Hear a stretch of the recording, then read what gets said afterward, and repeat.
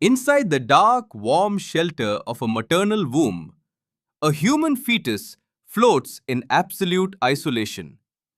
It is shielded from the noise, the pollution, and the chaos of the outside world. Or at least, that is what we used to believe. In 2020, a groundbreaking study by Dr. Antonio Ragusa shattered this biological assumption. His team analyzed human placentas from normal, healthy pregnancies. What they found inside changed our understanding of human development forever. Deep within the maternal tissue, they discovered microscopic fragments of blue, red, and orange synthetic polymers. They found plastic. It was not just on the outside or contaminating the lab equipment. These synthetic shards were deeply embedded inside the microscopic structures that feed an unborn child. How did industrial waste breach the most sacred protective barrier in biology? We used to think the placenta was an impenetrable fortress. It filters out toxins, blocks bacteria, and keeps the developing baby safe.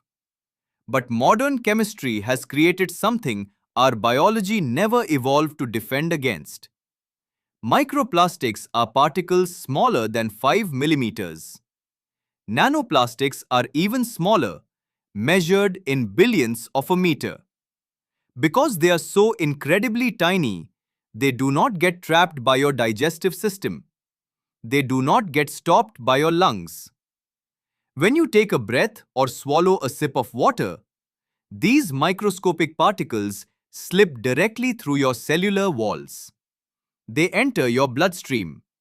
They ride the highway of your arteries, circulating through every organ. And for a pregnant woman, that highway leads directly to the womb. Is anything truly safe anymore? Consider the scale of our current plastic saturation.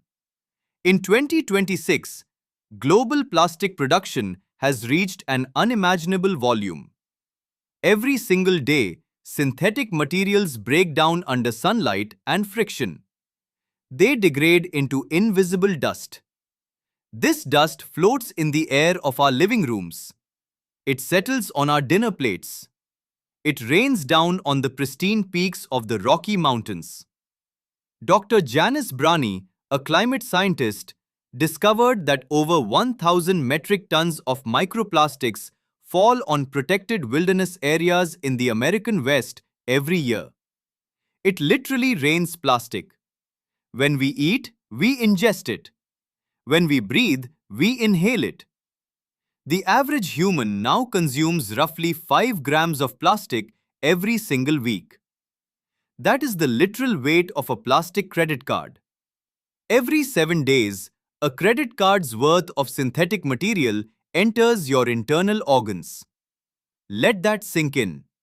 Your liver, your kidneys, and your heart are currently hosting tiny pieces of soda bottles, synthetic carpets, and car tires. But the womb is a different kind of boundary. Dr. Ragusa's study, published in the journal Environment International, focused on the maternal side, the fetal side, and the internal membranes. The plastics found were pigmented with artificial dyes. They came from packaging, cosmetics, and paints.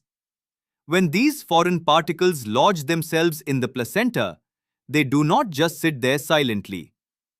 The human immune system treats them like an invading parasite.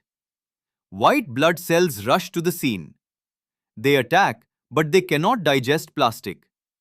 This triggers chronic, localized inflammation. It disrupts the delicate hormonal signals passing between mother and child. Could this invisible interference be rewriting the future of human health? The implications are deeply unsettling. Researchers like Dr. Phoebe Stapleton have tracked nanoplastics in animal models.